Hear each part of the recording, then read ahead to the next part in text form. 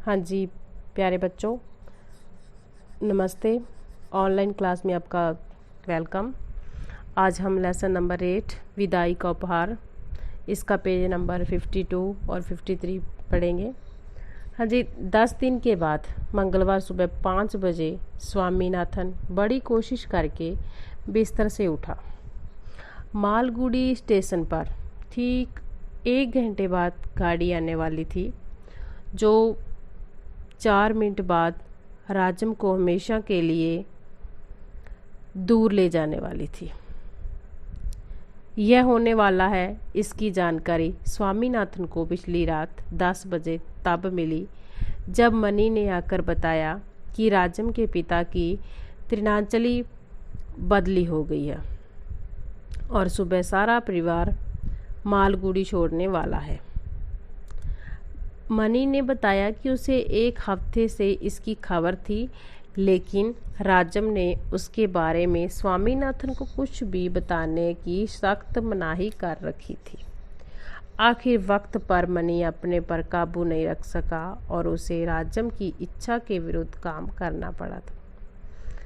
खबर सुनते ही स्वामीनाथन को घोर उदासी ने जकड़ लिया। अचानक उसे लगा कि दुनिया सुन्नी हो गई है। राजम के बिना लाली एक्सटेंशन उसके लिए बिल्कुल सुना होगा। उसने कसम खाई कि वह अब कभी वहाँ नहीं जाएगा। उसे मनी पर बहुत गुस्सा आया और मनी ने उस गुस्से को धैर्य से सह लिया। स्वामीनाथन राजम के बिना जीवन की कल्पना कर ही नहीं सकता था। अब वह शाम के समय क्या करेगा? छुट्टी की दोपहर किस तरह बिताएगा? मित्र के रूप में अब वह किसके बारे में सोचेगा?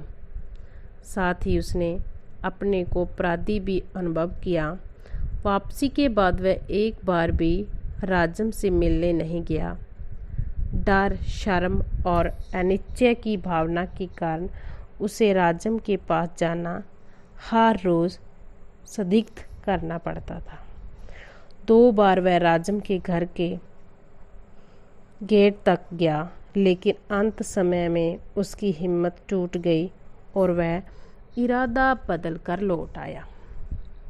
इसी अधेड़ बुन में वह यह उम्मीद कर रहा था कि अगले दिन राजम के पास जरूर जाएगा कि तभी मनी ने आकर भयानक सूचना दी। स्वामीनाथन उस क्षण राजम के घर भागकर जाना चाहता था और उस पर अपना हक जताना चाहता था, लेकिन उसे यह बहुत अजीब लगा कि उसने इरादा बदल दिया।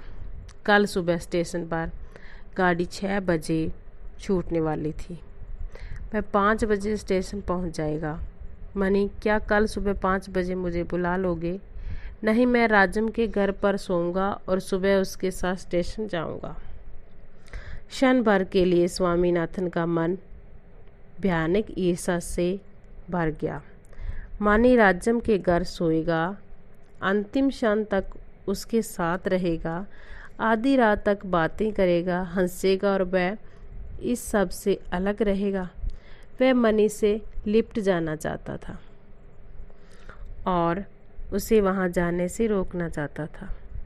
मनी के जाने के बाद स्वामीनाथन ने अंदर जाकर अपना देवदार की लकड़ी का बक्सा खोला और उसमें कुछ देखने लगा।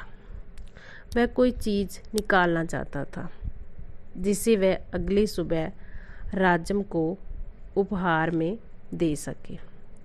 बक्से में कई तरह की चीज़ें, धातु के टुकड़ों और दूसरी चीज़ों का एक गड़बड़ ढेर था। एक गत्ते का डिब्बा जो कभी स्वामीनाथन को बहुत भाता था, एक खिलौना घड़ी, एक सूची, कुछ चित्र कथाएं, नट बोल्ट, पुरानी मशीनों के बेकार पुर्जे आदि बक्से में ऊपर तक भरे हुए थे। उसने आधे घंटे तक बक्से को छाना, लेकिन कोई ऐसी चीज़ नहीं निकली जो राजम को दे दी जाए। उनमें एक ही बढ़िया चीज़ थी और वह भी हरा इंजन जो राजम ने ही 1 साल पहले उसे दिया था। कई जगह से वह पिचक तथा टूट गया था और वह धागे की एक खाली रीढ़ और टूटे चीनी के फूलदान के बीच पड़ा हुआ था। उसे देखते ही उसके मन में पुरानी यादें याद जाग गई। वह भावुक हो उठा, सोचने लगा कि क्या अब जब उनकी दोस्ती नहीं रही है, उसे वह इंजन राजम को वापस कर देना चाहिए। उसने उसे उठा लिया, यह सोचकर कि कल उसे स्टेशन पर राजम को लौटा देगा। फिर विचार बदलकर उसने उसे वापस रख दिया। एक तो इसलिए कि वह इंजन उसे बहुत प्यारा लगता था, और दूसरे इसलिए कि इतने दिनों बाद उपहार वापस करना राजम का अपमान होगा। राजम को पुस्तकें पढ़ने का शौक था और उसने उसे कोई पुस्तक देने का फैसला किया।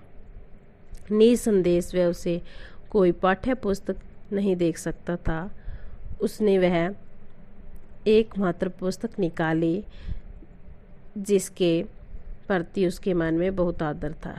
इसका परिणाम यह था कि पुस्तक को वह मेज पर पड़ी पाठ्य पुस्तकों से अलग देवदार की बक्से में रखता था। यह एंडरसन की परीक्षाओं का बहुत सुंदर छोटा सा संग्रह था जो वर्षों पहले उसके पिता ने मद्रास में उसके लिए खरीदा था। वह जी भरकर इस पुस्तक को कभी नहीं पढ़ सका। उसमें ऐसे बहुत से शब्द थे जो उसे नहीं आते थे और जिनका वह उच्चारण नहीं कर पाता था। वह यह पुस्तक राजम को देगा।